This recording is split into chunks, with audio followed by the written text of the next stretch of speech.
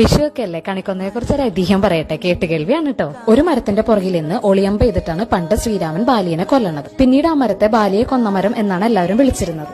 അത് ഷോർട്ടായി കൊന്നമരം എന്നായി. ആ സമയത്ത് ആ മരത്തിൽ പൂക്കളൊന്നും ഉണ്ടായിരുന്നില്ല കേട്ടോ. തെറ്റൊന്നും ചെയ്യാണ്ടിരുന്ന് ഈ പേര് കേൾക്കേണ്ടി വരുമ്പോൾ മരത്തിന് ഭയങ്കര വിഷമായിട്ട് മരം ശ്രീരാമ ഭഗവാനെ പ്രാർത്ഥിക്കും. ശ്രീരാമ ഭഗവാൻ പ്രത്യക്ഷപ്പെട്ടിട്ട് പറയും, ഈ പേര് കൊണ്ട് തന്നെ നീ ഒരു നാളിൽ പ്രശസ്തിയാവുമെന്ന്.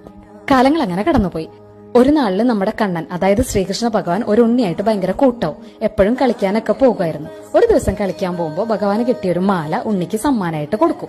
മാല കാണാണ്ടാവുമ്പോൾ ക്ഷേത്രത്തിൽ ഭയങ്കര പ്രശ്നവും. ആ സമയത്താണ് ഉണ്ണിയും അമ്മയും മാലയായിട്ട് ക്ഷേത്രത്തിലോട്ട് വരുന്നത് കാണുന്നത്. ഉണ്ണി മാല മോഷ്ടിച്ചതാണെന്ന് എല്ലാവരും പറയും. കണ്ണൻ തന്ന സമ്മാനമാണ് ഇതെന്ന് ഉണ്ണി പറഞ്ഞിട്ട് ആരും വിശ്വസിക്കില്ല. ദേഷ്യം കയറി ഉണ്ണി ആ മാല വലിച്ചെറിയും. ആ മാല ചെന്ന് വീഴുന്നത് കൊന്നമരത്തിലായിരിക്കും. ഉടനെ തന്നെ കൊന്നമരത്തിൽ സ്വർണ്ണ നിറത്തിലുള്ള പൂക്കൾ ഉണ്ടാവും. ആ പൂക്കൾ വെച്ചിട്ട് കണ്ണനെ കണി കണ്ടാൽ സർവ്വ ഐശ്വര്യങ്ങളും ഉണ്ടാവുമെന്ന ഒരു അശരീരിയും കേൾക്കും.